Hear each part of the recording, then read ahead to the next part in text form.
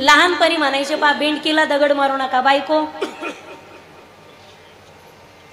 आता कधी कधी काय वैतागल्यावर तुम्हाला असं वाटत असेल हिमालय तपश्चर्या करायला निघून जावं की काय. कधी कधी तुम्हाला असं वाटत असेल लहानपणी नेम धरून, मी बेंडकीचं सांगायले बरं का, लहानपणी नेम धरून बेंडकीचं तोंड पाहून दगड आणला असतं तर बरं झालं असतं. कारण ज्याची बायको मुकी तो सर्वात आमचे महाराज सोडून तुम्ही म्हणायचंय पिढल.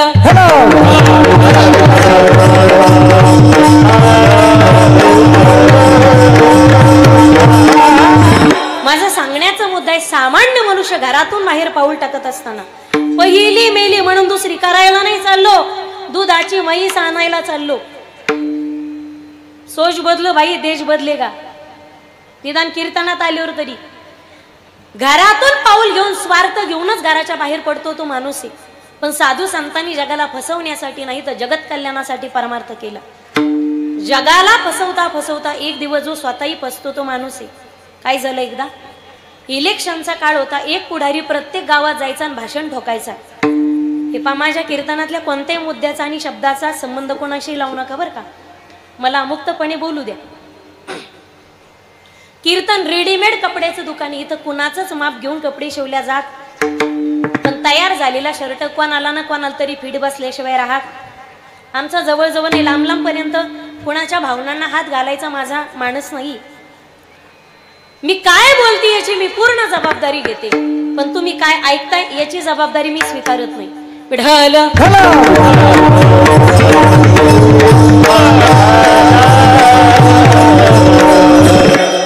तो पुढारी प्रत्येक गावात जायचा आणि भाषण ठोकायचा, थोडासा कडक आणि थोडासा वाढून आवाज द्यायचा. माझ्या प्रिय मतदार बंधू आणि बघून यांनो, मग टाइमावर बोलत जा की एसटी निघून गेल्यावर हात दाखवण्यात काय अर्थ आहे का.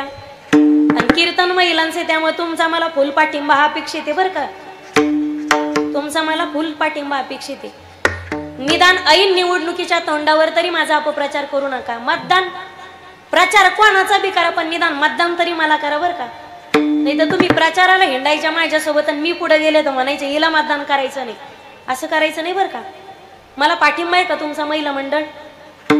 हॅलो, इज्जत का सवाल आहे बाई, पार्टी आपलीच निवडून आली पाहिजे, झेंडा आपलाच फडकला पाहिजे. तुमचा पाठिंबा आहे का मला. पिढल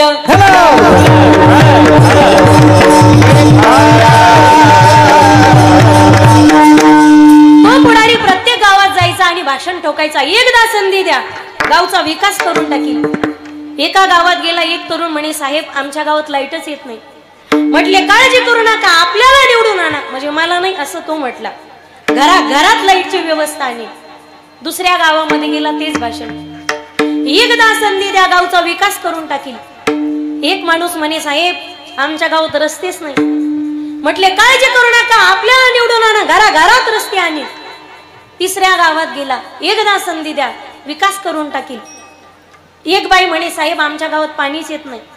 म्हटले काळजी करू नका, आपल्याला निवडून आणा, घरात पाण्याची व्यवस्था आणि चौथ्या गावात गेला. एकदा संधी द्या, विकास करून टाकील. एक तरुण म्हणे, साहेब आमच्या गावात स्मशानभूमीच नाही. म्हटले काळजी करू नका, आपल्याला निवडून आणा, घरात स्मशानभूमी उभारी.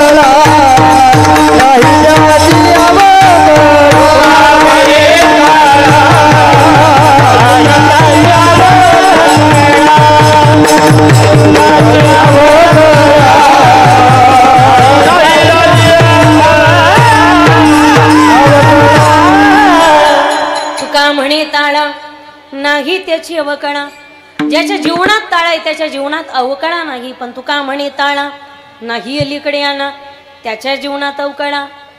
ताळेबंद जमावा, adjustment is a best policy. गैरसोय ही सोय ज्याला कळालं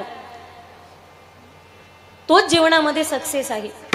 माझी विनंती असेल इथे बसलेल्या प्रत्येक पुरुष मंडळीला आणि स्त्री वर्गाला, पुरुष मंडळीला विनंती असेल, तुमची बहीण मोठी झाली म्हणून तुमची पोरगी मोठी झाली म्हणून तुम्ही तुमच्या बहिणीला कधी अंतर देऊ नका. आणि विनंती सगळ्या माता भगिनींना, केवळ 10-5 लाखासाठी आपल्या रक्ताचा भाऊ कधी तोडू नका. तुमच्याकडे रक्षाबंधन भाऊबीजा साजऱ्या होतात की नाही मला माहिती नाही, पण बाबा आमच्याकडच्या तर केव्हाच गेल्या. हायवेची समृद्धी, नात्यातली समृद्धी घेऊन गेली. एक तर स्वार्थ तरी चालतो, नाही तर मग नातं तरी टिकतं. पिढल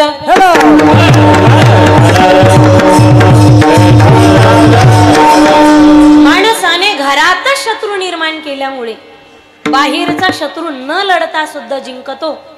म्हणून एक वाक्य काळजात उतरून घ्या, जोडता आलं नाही तर जोडू नका, पण नवीन नाते कधीच तोडू नका. पिढल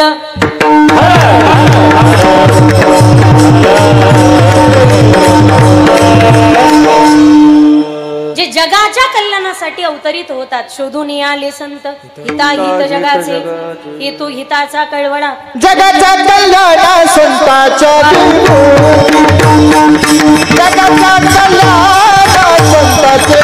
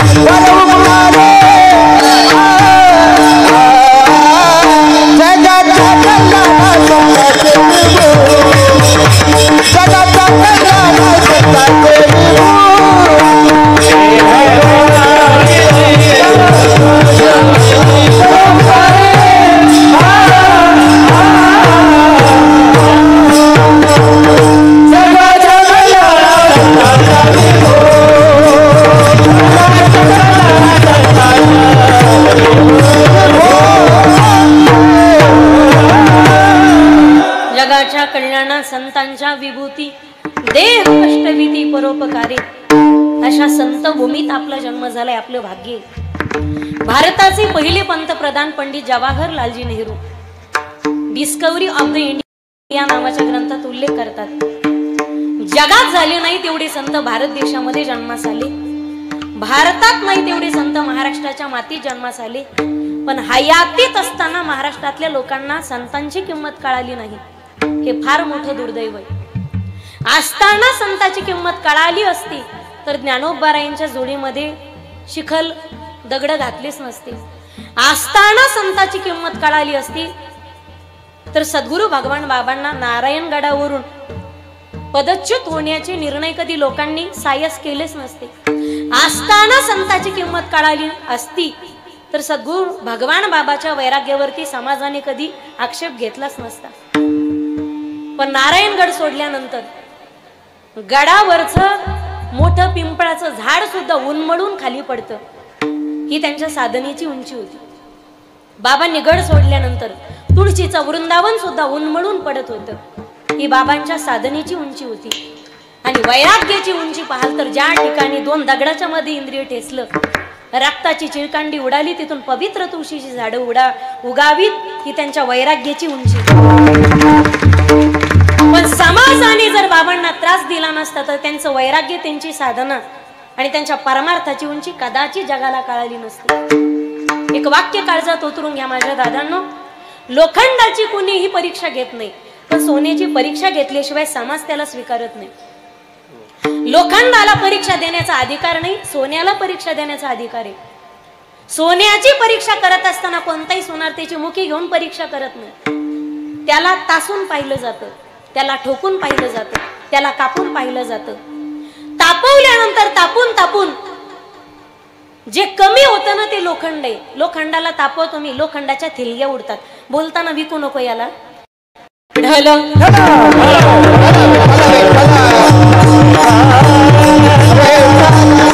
ज्याच्या थिलंग्या ते लोखंड आहे, पण तापून तापून तापून तापून ज्याची किंमतही वाढते आणि ज्याचा कसही वाढतो ना, ते सोनंही. समाजाने परीक्षा घेतली बाबांची. पाटलाच्या वाड्यामध्ये ज्या ठिकाणी बैठकीत चाळ बांधून नाचगाणं व्हायचं, त्या ठिकाणचा चाळ बंद झाला आणि त्या ठिकाणी टाळ वाजू लागला. ही बाबांच्या साधनेची उंची. श्रुती टाळ घोष सेवू ब्रह्मरस आवडणे. बाबांचं कीर्तन चालू झालं बैठकीत आणि खेड्यापाड्यातला समाज एकत्रित होऊ लागला. पाटलांनी सांगितलं, बाबा आज आपल्याला गडावर जायचंय. कोणत्या गडावर? धौम्य गडावर, ज्या ठिकाणी धौम्य ऋषीची समाधी आहे. ज्यावेळी धौम्य गडावर गेले, बाबा मला वाटतं या गडावरही दगडंगोटेच होते अगोदर. या गडावरही येताना आम्ही पाहिलं डोंगर कोरून अगदी रस्ता बनवला. केवढे मोठे कष्ट लागले असतील. आणि या गडावरती 2 एकर जमीन ज्या दात्यानं या गोवर्धन गडासाठी आणि मंदिरासाठी दान केली, पण अख्ख्या पत्रिकेत मी चेक केलं, कुठे छोटंसं बोर्डभर सुद्धा नावाचा उल्लेख नाही. आणि हेच खरं दातृत्व आहे गड्या. आज कीर्तनात बसलेले आमचे खाडे भाऊ, भाऊंचं नाव विसरले मी, हरिदास शेठजी ताठे. खरोखर काका तुम्हाला धन्यवाद द्यावे तेवढे थोडे आहेत बरं का. या ठिकाणी मला कीर्तनासाठी आमंत्रित केलं म्हणून मी तुमचं नाव घेणार नाही. आमचे कीर्तन घेणारे हजारो आहेत. म्हणजे ही आमची साधना आहे, तर ज्ञानोबा तुकोबारायांची आमच्यावर असलेली कृपा आहे. तुम्ही कीर्तनासाठी मला बोलवलं यासाठी मी तुमचं नाव घेणार नाही. पण शास्त्र सांगते, दाता तोची एक जाना जो नारायणा स्मरवी. एवढ्या मोठ्या मंदिरासाठी आणि या गडासारखी लाखोच्या संख्येने या ठिकाणी गडावर समाज जमतोय. या भक्त समुदायासाठी तुम्ही तुमची जमीन दान केली. आज पिढ्याना पिढ्या या घराण्याचं नेहमी नाव असणारे चंद्र सूर्य असेपर्यंत. त्याचप्रमाणे ज्यांनी गडाच्या बांधकामासाठी वीट दान केली असे दुसरे बाबूरावजी भाऊ ताठे, बाबूरावजी भाऊ ताठे यांच्यासाठी सुद्धा जोरदार टाळी वाजवा. पण दुसरे ताठे भाऊ नेमके बसलेत कुठं? बाबूराव भाऊ ताठे आलेत का? नाही का? इतरही अनेक दाते असतील, मला त्यांचा नाम उल्लेख आणि ठाऊकही नाही. नाही तर बाकीचे म्हणतील त्यांचंच कसं काय नाव घेतलं, मग आम्ही गेलो तुम्हाला ढासपूस करायचे नाही. तर आता त्यांचं माहिती होतं म्हणून घेतलं. इतरही अनेक दाते असतील. बाबा पहिल्यांदा धौम्य गडावर गेले त्यावेळी फक्त दगड आणि गोटे होते. छोटीशी पर्णकुटी बनवली आणि त्यातच सद्गुरू भगवान बाबांचे ध्यान धारणा आणि चिंतन चालू झालं. ज्यावेळी बाबा स्नान करायचे एका दगडावरती बसून, आल्यावर ज्यावेळी पत्र्याचं शेड बनवलेलं होतं, आल्यानंतर माता माऊल्या म्हणे आमचे बाबा फार साधे, त्यांना काहीच लागत नाही राहण्यासाठी. आमचे बाबा म्हणजे एकदम साधे.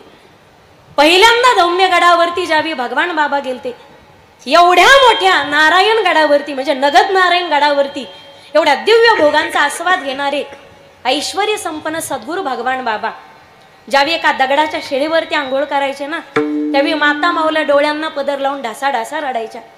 काय वैभवात राहणारा हा साधू, पण आज दगडावर बसून स्नान करावं लागायचं. एवढं महात्म्य होतं सद्गुरू भगवान बाबाचं. स्नानाला बसले तर सगळ्यांनी दया आणि दुधाने स्नान घालावं, पण ज्यावेळी दगडावर बसून हा साधू स्नान करायचा, लोक ढासा ढासा रडायचे ढोरासारखं. बाबा ज्यावेळी धौम्य गडावरती पोहोचले, ही बातमी दऱ्याखोऱ्यात पोहोचली. दऱ्याखोऱ्यातून वाडी वस्तीतून तांड्यावरून समाज बाबांच्या दर्शनासाठी गडावर जाऊ लागला. पण जात असताना लोक बैलगाड्यात जाताना रिकाम्या हाताने जात नव्हते. बैलगाड्यात चालले तर दगड गाडीमध्ये टाकायचे, चिरे गाडीमध्ये टाकायचे. ते चिरे दगड गडावरती पोहोचले, वडारी लावले, त्यांच्याकडून दगड घडून घेतले, चिरे घडून घेतले. आणि ज्या ठिकाणी इथल्या या गडाचा सुद्धा शुभ मुहूर्ताचा दिवस निवडला होता तो म्हणजे विजयादशमीचा. बाबांनी सुद्धा भगवान गडाचा आरंभ केला. पायाभरणीसाठी आणि भूमिपूजनासाठी जो मुहूर्त निवडला होता तो सुद्धा रावण मेल्यानंतरचा विजयादशमीचा. काम चालू झालं, कोणताच आर्किटेक्ट लावला नव्हता, कोणताच इंजिनियर लावला नव्हता, पण आखीव रेखीव काम चालू झालं. आणि केवळ 12 वर्षामध्ये धौम्य ऋषीच्या गडावरती भगवान गड उभा राहिला. आई साहेब रुक्मिणी आणि विठ्ठल या दोन्हीची मूर्तीची प्राणप्रतिष्ठा करण्यासाठी बाबांनी त्या काळी तेव्हाचे असणारे मुख्यमंत्री त्या काळीचे यशवंतरावजी चव्हाण यांना आमंत्रित केलं. आणि ज्यावेळी साहेब गडावरती हजर झाले, लाखोच्या संख्येने समाज बाबांच्या चरणावरती लोटांगण घालत होता.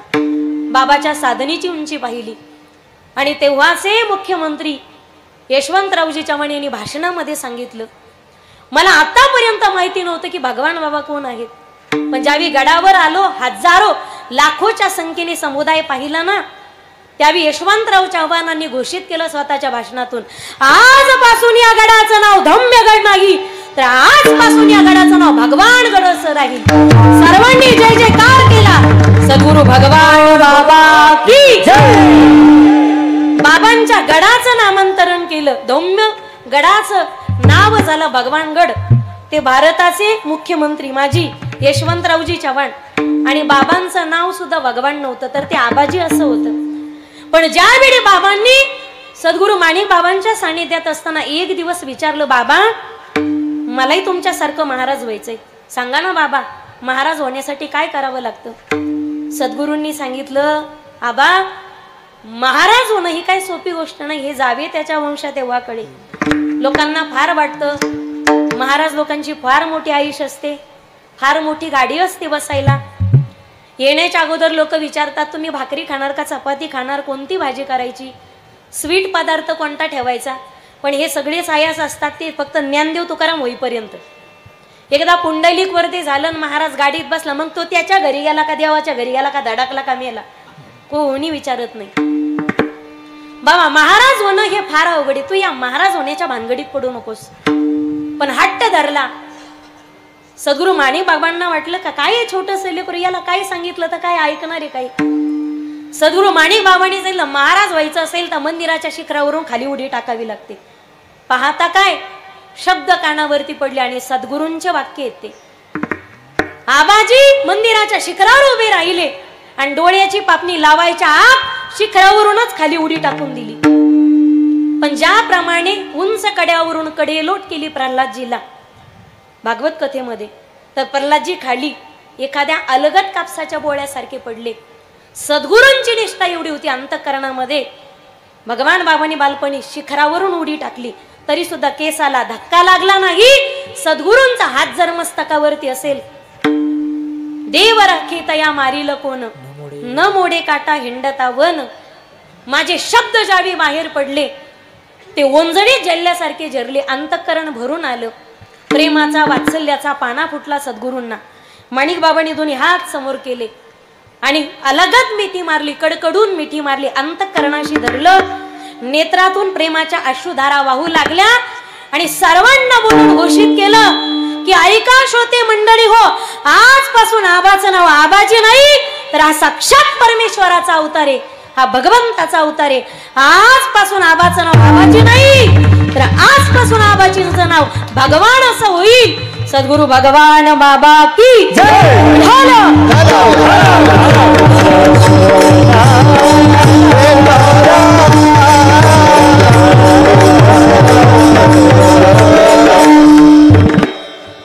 भगवान गणाच्या गादीला लक्ष्मीकांत असा आशीर्वादच आहे. नाथांच्या नंतर वारकरी संप्रदायामध्ये जर श्रीमंती कोणाला लाभलेली असेल तर ती ऐश्वर्य संपन्न वैराग्याचे महामेरू सद्गुरू भगवान बाबांना. बाबांनी कधी लोकांकडे पैसा मागितला नाही, पण अर्धाच तास जर गावात थांबले तर पैशाची थप्पी लागायची, पोत्यात भरून पैसा त्या ठिकाणी समाज कल्याणासाठी उपस्थित व्हायचा. बाबांनी जीवनामध्ये केवळ अध्यात्मच रुजवलं नाही, तर शैक्षणिक क्रांती सुद्धा फार मोठी केली. त्यांच्या अंतःकरणामध्ये, त्यांच्या व्यक्तिमत्वामध्ये एक फार मोठा शिक्षण महर्षी दडलेला होता. पण तुम्ही चरित्राचा अभ्यास करताल, काहींना माहिती असेल बसल्यामध्ये, काहींना माहिती नसेलही. ज्यावेळी माणिक बाबांच्या वैकुंठ गमन सोहळ्यानंतर नारायणगडाच्या गादीचा प्रश्न उभा राहिला, त्यावेळी केस गेली डायरेक्ट हैदराबादच्या कोर्टामध्ये. पण बाबांना वाटलं वादात पैसा गेला, जर निकाल माझ्या बाजूने लागला नाही तर समाजात क्रांती करायची ती माझी राहून जाईल. मग पैसा केसेस मध्ये खर्च न करता बाबांनी स्वतःच्या नावाने शिक्षण संस्था उभारली आणि आपल्या जवळ असणारे छत्रपती संभाजीनगर या ठिकाणी बाबांनी सद्गुरू भगवान महाविद्यालय या नावाने भगवान कॉलेजची पायाभरणी केली, तिथेही जागा घेतली. भगवान गडाच्या परिसरामध्ये केवळ गडाची जागा 200च्या 5 एकर एवढी जमीन आहे. पंढरपूरला मठे, आळंदीला मठे. बाबांनी आपल्या जीवनामध्ये अनेक शिक्षण संस्था उभारल्या, पण दुर्दैव असं बाबांनी ज्या कॉलेज उभारलं भगवान कॉलेज छत्रपती संभाजीनगरचं, पण दुर्दैवाने काही लोकांनी ते आपल्या नावे हडप करून घेतलं. खात असताना काही खाणाऱ्याला कळत नाही, खात असताना खावं माईबाप. काहींना हेच कळत नाही खडी खावी की डांबर खावं. खायचं तर काजू खावं, पिस्ते खावं, बदाम खावत ना. खडी आणि डांबर कुठं खायची गोष्ट आहे का? खाणाऱ्या लोकांना देवाचं, भावाचं, गावाचं, गडाचं काहीच कळत नाही. विढल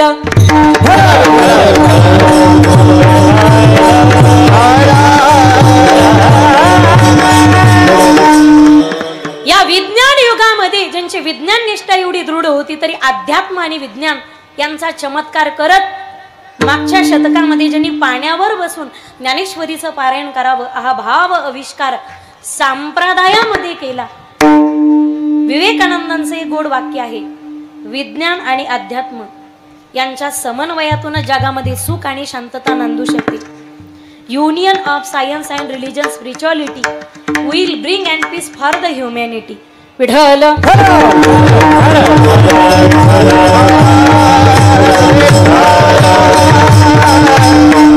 महाराष्ट्राला संतांचा देश म्हटलं जातं आणि महाराष्ट्रात झाले नाही तेवढे संत मराठवाड्याच्या मातीनं जन्माला घातले. ही मराठवाड्याच्या मातीची सगळ्यात मोठी पुण्य आहे. आपला जन्म या महाराष्ट्रात झाला. हे टाळ्या द्यायच्या असल्या तर मोकळ्या टाळ्या द्या, कदरल्यावानी टाळ्या देऊ नका. त्याच्यात मी आजारी, तुम्ही करू नका माझी बेजारी. एकदा मोकळ्या टाळ्या वाजवा. कीर्तनकाराने टाळ्या मागून घेऊ नयेत, कीर्तनकाराने टाळ्या मागून घेऊ नयेत.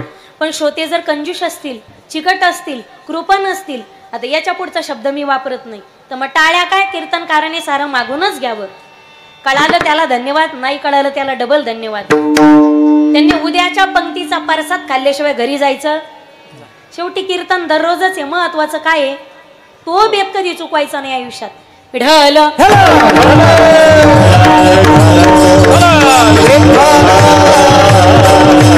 आग लगी आसमान में सर सर गिरे अंगार, अगर संत ना होती दुनिया में तो जल जाता संसार.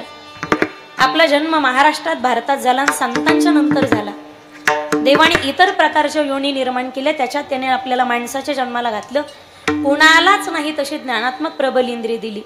हस्तो पवित्रो यदि दान पुण्यम, पादो पवित्रो यदि तीर्थयात्रा, कंठ पवित्रो यदि नाम घोष, हयो पवित्रो यदि ब्रह्मनिष्ठा.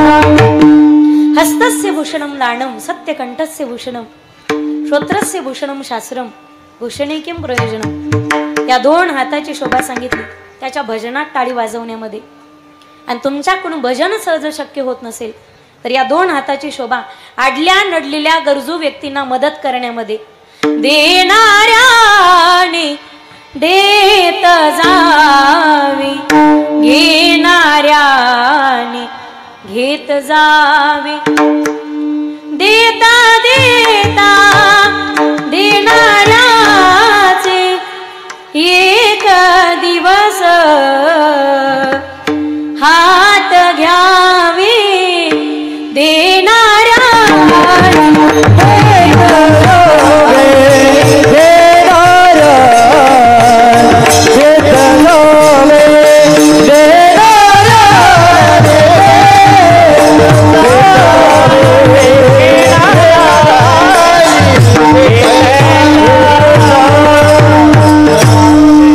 हाताची शोभा सांगितली. तारों के तेज में चांद छुपे नहीं, सूरज छुपे नहीं, बादल छायो, दृढ़ पड़े रजपूत छुपे नहीं, माथा छुपे नहीं, माखन नहीं, चंचल नारी के नैन छुपे नहीं, चंचल नारी के नैन छुपे नहीं, प्रीत छुपे नहीं, प्रीत दिखायो. तारों के तेज में चांद छुपे नहीं, सूरज छुपे नहीं, बादल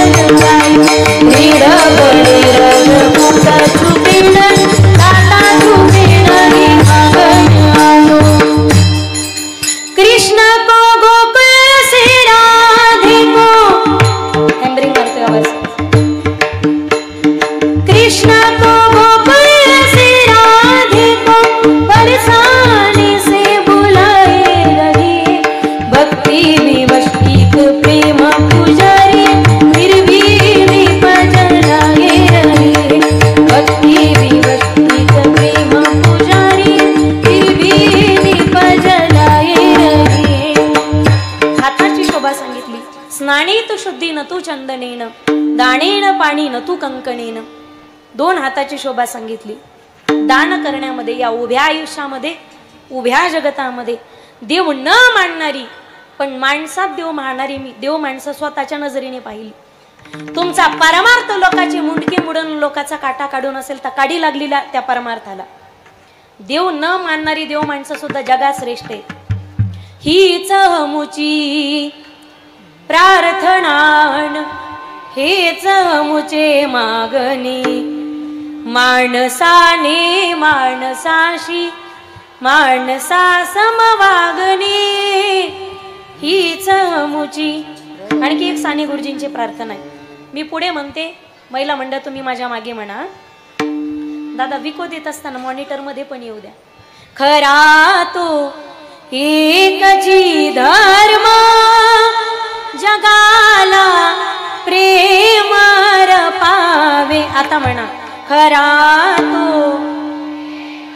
वाघ माझ्या चिमण्यांनो वा.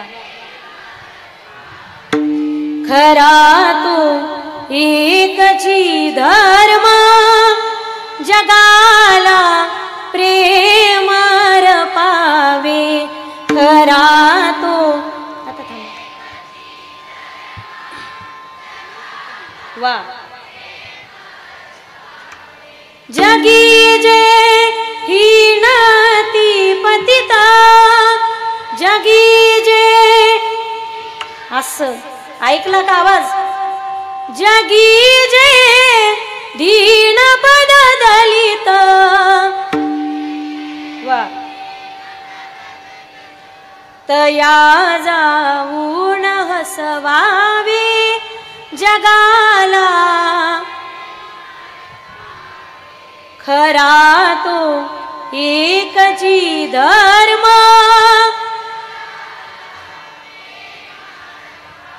वा.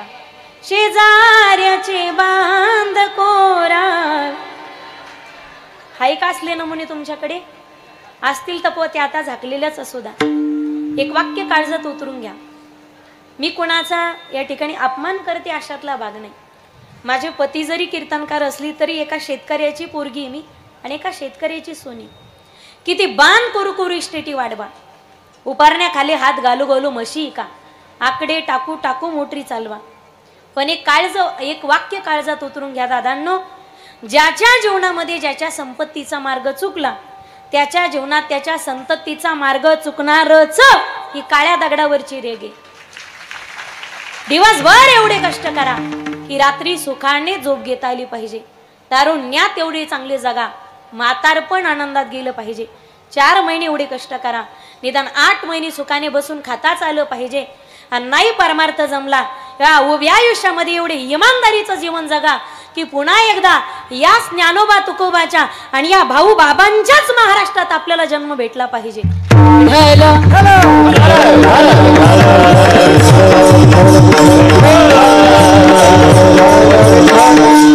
हाताची शोभा सांगितली दान धर्म करण्यात. माझा प्रश्न आहे माता भगिनींना, तुम्ही घरी सवाशीन जेव घालतात का ग? झोपल्या का काय? मी माईक घेऊन खाली हो का? मग बोला ना ग. तुम्ही घरी सवाशनी जेव घालतात का? का पक्क्या पाकिस्तानी इथं? हे बघा, प्यार का वादा 50-50. अर्ध तुम्ही बोलायचं अर्ध मी बोलायचं, याचंच नाव कीर्तन आहे. तुम्ही खालून प्रतिसाद मला अपेक्षित आहे. तुम्ही खालून बोलल्याशिवाय मला फक्त एक्स्ट्रा बोलायचं नाही खालून ना. घरी सवाशनी जेव घालतात का? माझी इथून पुढे विनंती असेल, घरी सवाशीन जेव घालताना कधीही श्रीमंताची बाई जेव घालू नका. म्हणजे मला श्रीमंताचा वावडे अशातला भाग नाही. तिला सवाशीन ठेवाल तर ती घरून टचून नाश्ता करून येते. आल्यानंतर अर्धी पुरणपोळी काढून ठेवील, 4 भजे तरी उष्टे ठेवील. आमटी जरा जमलीच नाही, तेल कोणतं वापरलं, तू तशीच मर. तू उपाशी राहिले ना कोणाच काही बिघडणार आहे का? मला आश्चर्य वाटतं. गरीबाच्या बायका अजूनही खेड्यापाड्यांमध्ये पहा. ही सिटी का खेड आहे? खेडच आहे ना. खेड्यांमध्ये शेतकऱ्याच्या महिला पहाटे 5 वाजल्यापासून रात्री 10 वाजेपर्यंत त्यांना काम आहे. पहाटे उठायचं, अर्धा एकरचं अंगण झाडायचं, सडा मारायचा, 4-5 जनावरांचं शेण काढायचं, स्नान करायचं, घासणं पुसणं, खडी उकडी, शेतातलं घरातलं, दळण कांडण, गुराचं ढोराचं, 2-2 बकेटा कपडे धुवायचे, दुरडी भाकरी, कढईवर भाजी, अंग पुसायचा, टावेल सुद्धा नवऱ्याच्या हातात आहे, चहाचा कप सुद्धा तुमच्या हातात या. आणि आम्ही जर तुम्हाला टावेल द्याला नाही तर अर्धा घंटा तुम्ही बाथरूम मध्ये तसेच उभा राहतात. कपडे इस्त्री करून ठेवून शेतकऱ्याच्या महिला दररोज काम आहे. पहाटे 5 वाजल्यापासून रात्री 10 वाजेपर्यंत काम नसेल बिचारी, पाऊस पडला, पाऊस उघडला, शेतात रिकामी चक्कर का होईना मारते. मला इमानदारीनं सांगायचं, पुरुष शेतकरी तुम्हाला दररोज घरी शेतात काम असतं का? खोटं बोलन त्याची जिबिली चूड असन. शेतकरी महिलांना दररोज काम आहे, पुरुष शेतकऱ्यांना दररोज काम आहे. काम नसलं रुमाल झटकला, खांद्यावर टाकला, निघाली मोंड्या. काम नसलं रुमाल झटकला, खांद्यावर टाकला, निघाली सिल्लोडला. काम नसला रुमाल झटकला, खांद्यावर टाकला, निघाली संभाजीनगरला. ह्या बिचाऱ्यांना दररोज काम आहे, दररोज. एवढं काम असताना सुद्धा कोरोनाच्या काळामध्ये यांना सिम्पटम्स होते. ह्या स्वॅब द्यायला गेले नाहीत, तपासणी करत बसल्या नाहीत. 2-2 टाइम काढी उकडून पेल्या घरी, पण घरी नीट झाल्या. शेतकऱ्यांच्या बायका आहेत त्या. आजही साधी सर्दी झाली ना शेतकऱ्याच्या बायकोला, ती दवाखान्यात जातच नाही. 2 रुपयाची गोळी आणते, घरी वाफ घेते, गोळी घेते आणि 2 दिवसामध्ये रेडी होते, व्यवस्थित होते.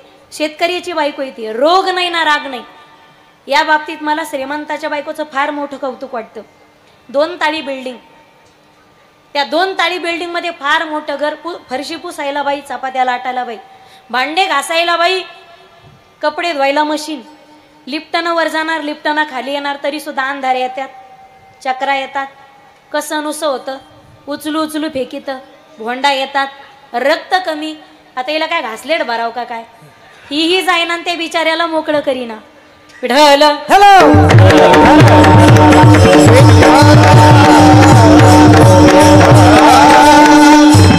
श्रीमंताच्या बायकोला नाही, तोळाभर दागिनी जिच्या अंगावर आहे तिला कधी सवाशीन ठेवू नका. सकाळपासून लेकरा बाळाचं करता करता ज्या बाईच्या मुखात अन्नाचा घास नाही, तुमच्या घरी भांडे घासायला आली, शेतात खुरपायला आली, बरोबर 12 वाजता त्या बाईला घरी बोलवा, हळदी कुंकू द्या, पुरणपोळीचं ताट तिच्या समोर सरकवा.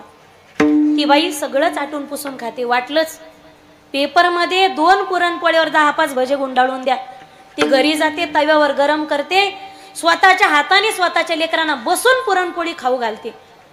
माईबाप ज्या दिवशी पुरणपोळीचा गोड घास गरीबाच्या झोपडीमध्ये त्यांच्या मुखात जातो, त्या गरीबाच्या मुखावरचं समाधानाचं असून त्यांच्या डोळ्यातले आनंदाचे 2 अश्रू, त्या दिवशी पंढरीच्या पांडुरंगाचं आणि आळंदीच्या ज्ञानोबारेंचं दर्शन तुम्हाला गरीबाच्या झोपडीत झाल्याशिवाय राहणार नाही. अरे गरीबों का कोई मजहब नहीं होता, उनको रोटी खिलाने वाला ही उनका भगवान होता है. तुम गरीबों की सुनो, वो तुम्हारी सुनेगा. तुम 1 पैसा दोगे, ओ 10 लाख देगा. तुम गरीबों की सुनो. अरे मंदिर और मस्जिद तो लोग जाए कि जिनके पास फुर्सत हो. मंदिर और मस्जिद वो लोग जाए कि जिनके पास फुर्सत हो. अरे हमारा तो फर्ज बनता है कि किसी रोते हुए बच्चे को हसाया जाए. हमारा तो फर्ज बनता है.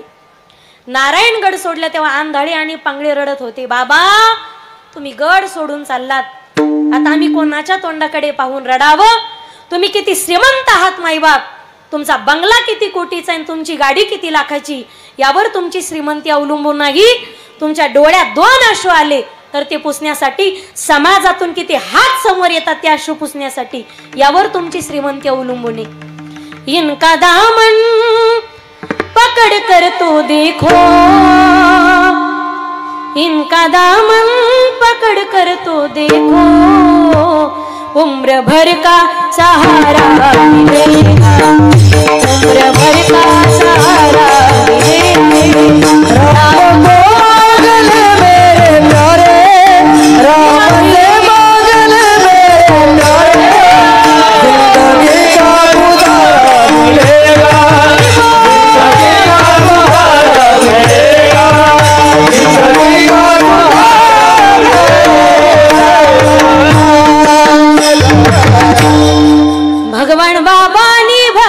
मार्ग दाविला हो दिवा ज्ञानाचा प्रवाहित केला. एक साठ हात वरती घ्या.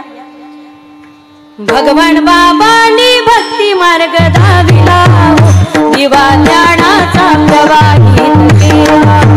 भगवान बाबांनी भक्ती मार्ग दाविला हो दिवा ज्ञानाचा प्रवाहित केला.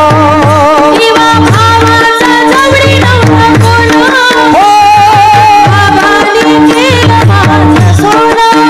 दिवा भावाचा जवळी नव्हता कोण बाबांनी केलं माझं सोनं.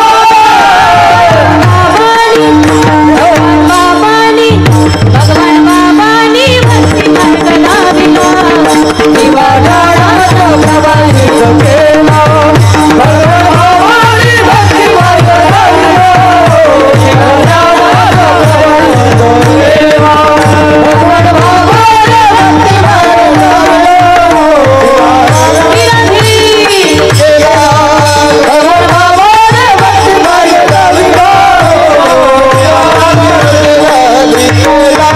भगवान बाबांनी केली अशी करणी आशीर्वादाने हातधरली धरणी. भगवान बाबांनी केली अशी करणी आशीर्वादाने हातधरली धरणी. भगवान बाबांनी केली अशी करणी आशीर्वादाने हातधरली धरणी. भगवान बाबांनी केली अशी करणी आशीर्वादाने हातधरली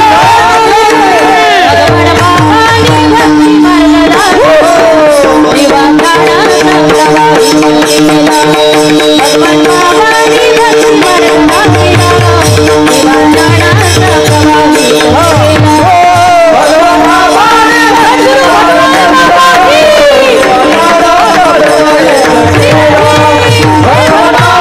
भक्ती मार्ग लाविला दिवा ज्ञानाचा प्रवाहित केला. भगवान बाबांनी भक्ती कशातही पायाची शोभा पाहुले चालती सुखी संसाराची. का अख्खं गुत्त तुम्हीच उचललं का काय?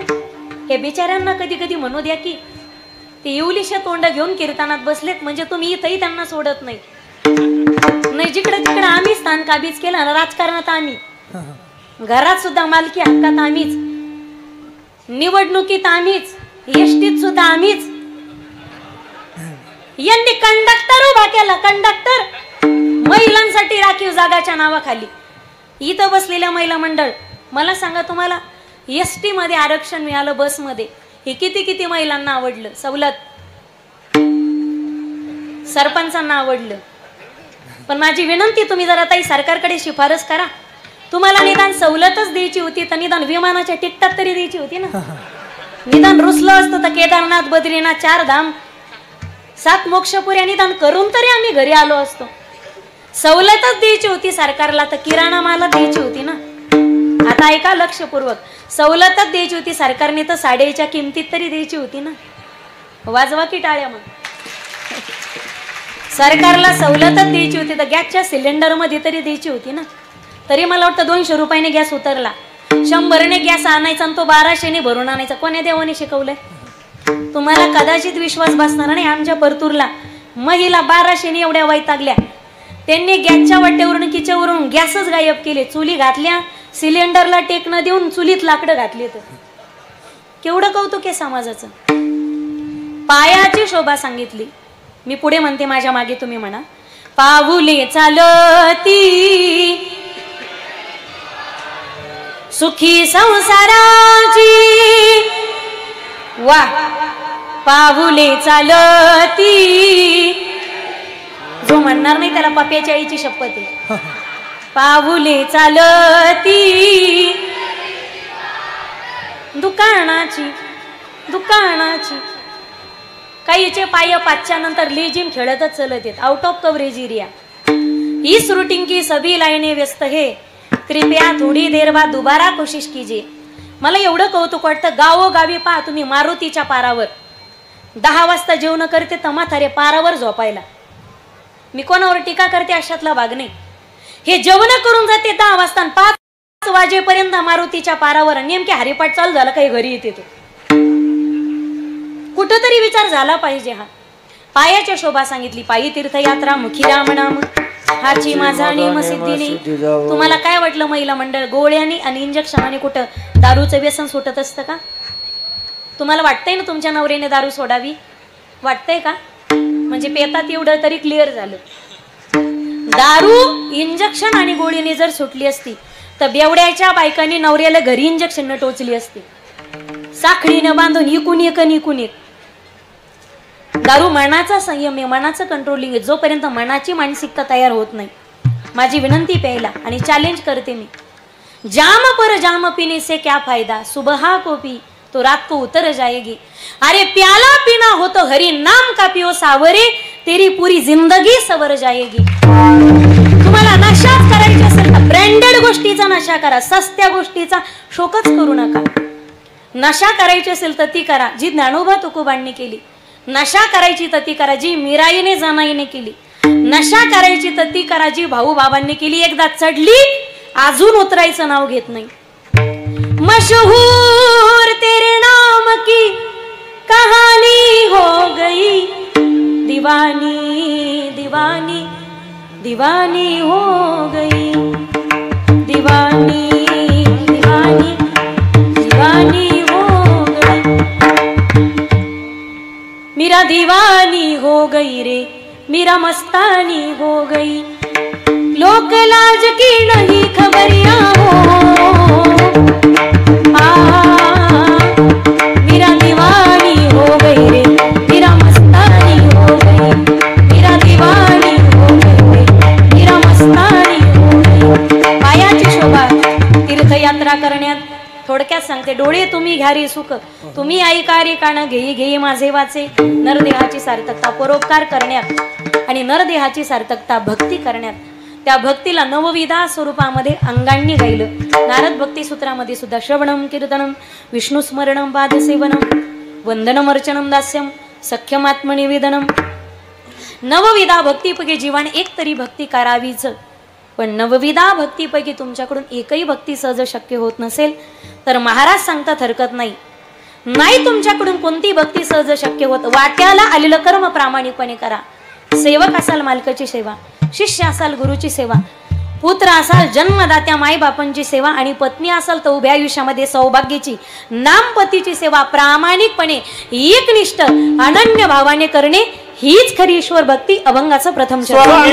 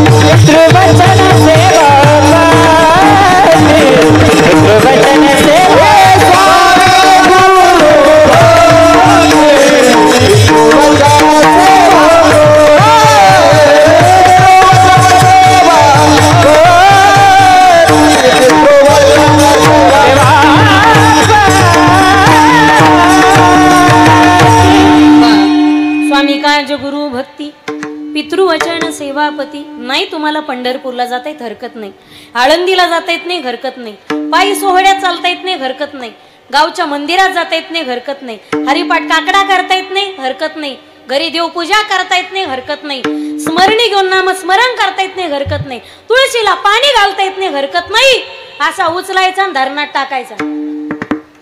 हे ऐकून करणाऱ्याने सोडायच्या नादी लागू नका म्हणजे बाद झालं. आपल्याकडून कोणतीच भक्ती सहज शक्य होत नसेल, महाराज सांगतात हरकत नाही ना, वाट्याला आलेलं कर्म प्रामाणिकपणे करा. ज्याचं कर्म प्रामाणिकपणे त्याला स्वतःचं घर सोडायची गरज नाही.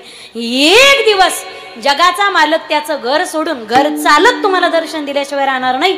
कर्मात प्रामाणिकता, कर्मात कधी व्याभिचार नसावा. कुठलंही कर्म करत असताना पवित्र अंतःकरणाने, कर्मण्येवाधिकार असते मा फलीषु कदाचन मा कर्म फुल हेतुर्भूर सतधर्म प्रवर्तते. ज्याच्या कर्मात प्रामाणिकता आहे. आज सगळा वारकरी संप्रदाय आषाढीला पंढरीला जातो साधन भक्ती, पण प्रत्यक्ष पंढरीचा मालक सावता महाराजांच्या मण्यात त्यांना दर्शन देण्यासाठी येतो. ही मात्र सिद्ध भक्ती. मुठभर पोहे घेऊन द्वारकेला जातात सुदामजी, भक्तीचा पहिला प्रकार. पण प्रत्यक्ष मर्यादा पुरुषोत्तम शबरी मातेच्या आश्रमात त्यांना दर्शन देण्यासाठी येतात. भीलनी परम तपस्विनी शबरी जा कोना गुरु मतंग के करी गए तो हे मिलेंगे राम. पहिली भक्ती स्वामी काज. आज आम्ही भर दिवाळीच्या सणाला आनंद साजरा करतो, पण भर दिवाळीच्या सणाला कोणाचा तरी मुलगा, कोणाचा तरी भाऊ, कोणाचा तरी बाप, कोणाचा तरी पोरगा भर दिवाळीच्या सणाला सीमेवरती रक्ताची होळी खेळतो. त्यावेळी तो जवान घरातल्या 70-65 वर्षाच्या किडनी गेलेल्या म्हाताऱ्या बापाचाही विचार करत नाही. तो जवान घरातल्या 55-60 वर्षाच्या कॅन्सरने ग्रस्त असलेल्या 2 महिन्यानंतर जी माय जगात मला दिसणार नाही अशा आईचा विचार करत नाही. तो जवान घरातल्या 27 वर्षाच्या तरुण बायकोचाही विचार करत नाही. तो जवान तिच्या मांडीवर असलेल्या 6 महिन्याच्या काळजाच्या तुकड्याचाही विचार करत नाही. ज्यावेळी आम्ही घरात दिवाळी साजरी करतो त्यावेळी तो हातात शस्त्र घेऊन देश संरक्षणासाठी सज्ज असतो. त्यावेळी त्याच्या डोळ्यासमोर फक्त आणि फक्त माझा हिंदुस्थान सुरक्षित राहिला पाहिजे एवढंच ज्याचं ध्येय असतं तो फक्त भारताचा जवान असतो. अरे हँड्स ऑफ येतो, नतमस्तकता द्यावी असं तो भारताचं वैभव आहे. स्वतःच्या प्राणाची आहुती देणारा तो जवान. नवविधा भक्तीमध्ये ती आत्मसमर्पण नावाची भक्ती, आणि जगद्गुरूंच्या भाषेमध्ये ती पहिली स्वामिकाच नावाची भक्ती. तुकोबाराय सांगतात त्या भारतीय जवानाला कोणत्याच देवाचं कोणतंच भजन करायची गरज नाही. ती एक प्रकारची देशसेवा आहे. म्हणून जय जवान. विनंती असेल माझी, रात्री झोपताना 2 व्यक्तीचं स्मरण केल्याशिवाय झोपू नका. ज्याच्यामुळे 2 घास सुखाने खातो त्या माझ्या बळीराजाला कधी विसरू नका. शेतकरी कालही राजा होता, आजही राजा आहे आणि उद्याही राजा राहणार. फक्त 2 गोष्टी टाइमवर भेटल्या तर त्याला, निसर्गाने त्याला योग्य वेळी योग्य साथ दिली तर शेतकऱ्याचा हात अजूनही कोणी धरू शकत नाही, आणि सरकार मायबापानं त्याच्या मालाला योग्य वेळी योग्य भाव दिला तर शेतकऱ्याचा हात अजूनही कोणी धरू शकत नाही. पण आमचं नियम कसं झाले, माय झाली भगवती, बाप झाला मारुती. निसर्ग साथ देणं, सरकार आपल्या मालाला भाव देणं. ज्याच्यामुळे 2 घास सुखाने खातो त्या बळीराजाला विसरू नका, आणि ज्याच्यामुळे सुखाची झोप घेतो, आम्हाला सुखाने झोप यावी यासाठी जो अहोरात्र जागी त्या जवानाला कधी विसरू नका. विठ्ठल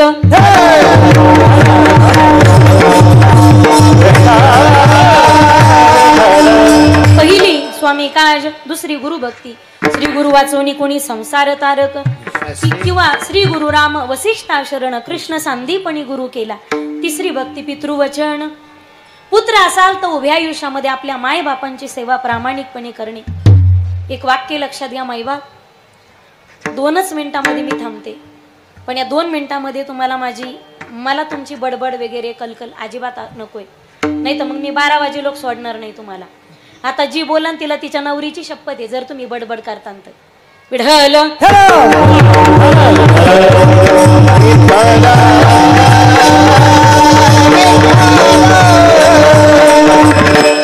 एक लड़की देखने के लिए जाओ तो 10 दस खड़ी रहती है, ये जवानी का जज्बा है। एक लड़की देखने के लिए जाओ तो 10-10 खड़ी रहती है, ये जवानी का जज्बा है। पर एक माँ मर जाए तो लाखों में नहीं मिलती, ये माँ बाप की दुआ का असर है। तुम्ही श्रीमंत असाल, 1000 लोक तुमच्या मागे पुढे असतील, तुम्ही देखणे दिसत असाल, 1000 मुली तुमच्या सौंदर्यावर फिदा असतील, तुमचा आवाज गोड असेल, लोक आवाजावर प्रेम करतील, तुम्ही गोड वाजवत असाल, लोक हातावर प्रेम करतील, तुम्ही चांगलं बोलत असाल, लोक तुमच्या शब्दावर प्रेम करतील। समाज तोपर्यंत बोलत राहतो जोपर्यंत वाणीला धार आहे। एकदा तुमच्या वाणीतली धार गेली, तुमचे शब्द बोथट झाले, समाज तुम्हाला विसरतो। ज्या आळंदीच्या धर्मशाळेमध्ये वेदांत वाचस्पती श्री गुरु जगन्नाथांना पवार यांचं कीर्तन 7-9 असेल तर लोक 5 वाजल्यापासून गर्दी करायचे, पण ज्यावेळी अण्णांची वाणी गेली, तारखा घेणारे सप्ताह कमिटीचे मार्गदर्शक संयोजक 5 वाजल्यापासून गर्दी करणारे लोक, त्याच धर्मशाळेमध्ये ज्यावेळी अण्णांची वाणी गेली, वाणी गेल्याच्या नंतर ढोक महाराजाचं कीर्तन होतं, लोक अण्णाच्या खुर्चीला ढुसण्या मारून ढोक महाराजाचं कीर्तन ऐकायला जात होते। ही समाजाची वास्तविकता आहे। समाज तोपर्यंत किंमत करतो तुमची, प्रेम करतो जोपर्यंत तुमचे शब्द जिवंत आहेत। एकदा तुमची वाणी बोतट झाली, समाज तुमच्यावर प्रेम करत नाही। देखणे असाल, 1000 मुली फिदा असतील, आवाज गोड असेल समाज प्रेम करेल, वाजवणं गोड असेल तर हातावर प्रेम करतील, गोड बोलत असतात तर शब्दावर प्रेम करतील, पण काहीच येत नसेल अशा मतिमंद लेकरावरती निस्वार्थ प्रेम करणार जगाच्या पाठीवरचं एकमेव व्यक्तिमत्व ते म्हणजे आईचं अंतकरण। जिनं कळ दिली फक्त तिलाच कळवळ आहे। तुमची वाट कधी लागते याची वाट पाहणारं जग असेल, पण वाया गेलेला पोरगा आणि वाया गेलेली पोरगी जिवंतपणीच नाही तर मेल्यानंतर सुद्धा योग्य वाटेवर कधी येते, अखंडपणे वाट पाहत राहते। जगाच्या पाठीवरती फक्त आमची माऊली। माझ्या ताईंनो, जोपर्यंत माहेरामध्ये माय आहे तोपर्यंत जगाच्या पाठीवर आपल्यासाठी माहेर आहे। माहेर कशाला म्हटले? जिथं माय आहे त्याला माहेर म्हटले। जोपर्यंत बाप जिवंत आहे तोपर्यंत माहेरच्या अंगणामध्ये तुम्हाला हक्काची चप्पल सोडण्याची जागा आहे। एकदा मायबाप निघून गेले, जोपर्यंत माहेरामध्ये मायबाप आहे आपण माहेरचे लेकी आहोत, मायबाप निघून गेले आपण लेकी नाही तर आपोआप माहेरच्या पाहुण्या झालेलं असतो। आईबाप जिवंत असतील ना तर माहेरच्या किचन मध्ये घुसून दुधाचा ग्लास ओठाला लावता येतो, पण आई वडील गेल्याच्या नंतर आपली हिंमत होत नाही किचन मध्ये जाण्याची।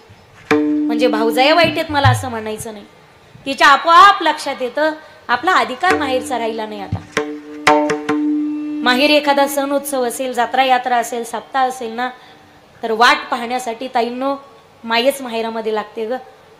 आईला जेवढा कळकळा जेवढा कळवळा असतो आपल्या लेकराचा तेवढा कोणालाच नसतो।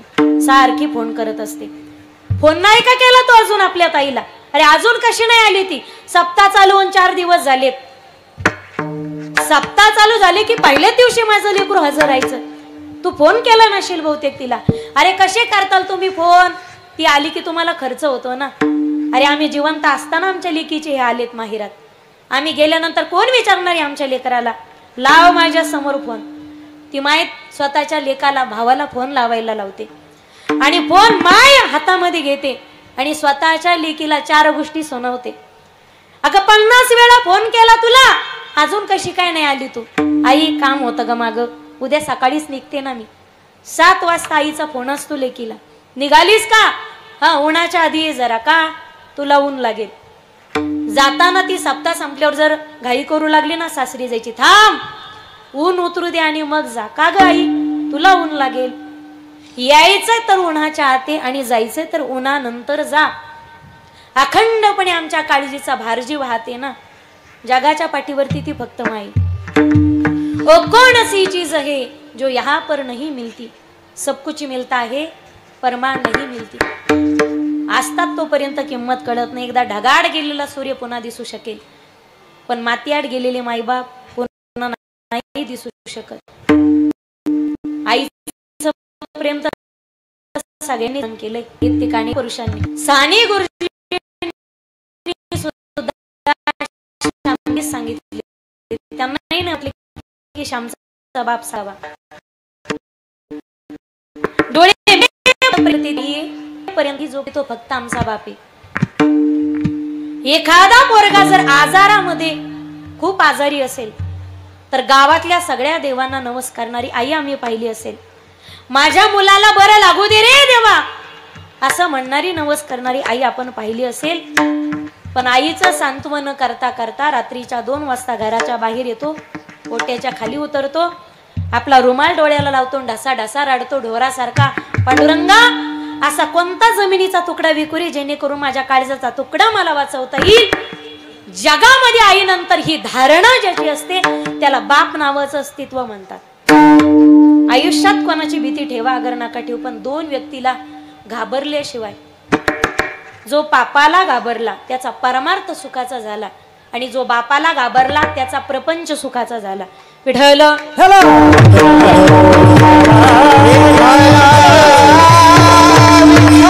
अरे एकुलते एका पुरीच्या लग्नामध्ये सकाळी 8 वाजता नवी कोरी पैठणी साडी घालून अख्ख्या मंडपात फिरणारी वरमाई आणि आई आम्ही पाहिली असेल. पण 10 लाख हुंडा ज्या बापानं दिला, आहिराचे कपडे अंगावर चढवायला ज्याला वेळ मिळाला नाही, जगाच्या पाठीवरती फक्त आमचा तो बाप होता. आई वारली एखादी, तिच्या कपाटात निदान 10 नव्या तरी कोड्या साड्या सापडतील. 50,000 रुपये पगार होता, पण ज्याने स्वतःच्या अंगावरती, ज्याच्या कपाटात पेटी जर उघडून पाहिलं तर 2 शर्ट 2 पॅन्ट रुमाल टोपी याच्यापेक्षा तिसरा शर्ट सुद्धा सापडला नाही. जगाच्या पाठीवरती फक्त तो आमचा बाप होता. फार चौफाळे टांगा आणि काजू बदाम खाऊ घाला मी असंही सांगणार नाही. फक्त विनंती असेल, उभ्या आयुष्यामध्ये ज्यांनी हाडाची काढ केली, रक्ताचं पाणी केलं, रात्रीचा दिवस दिवसाची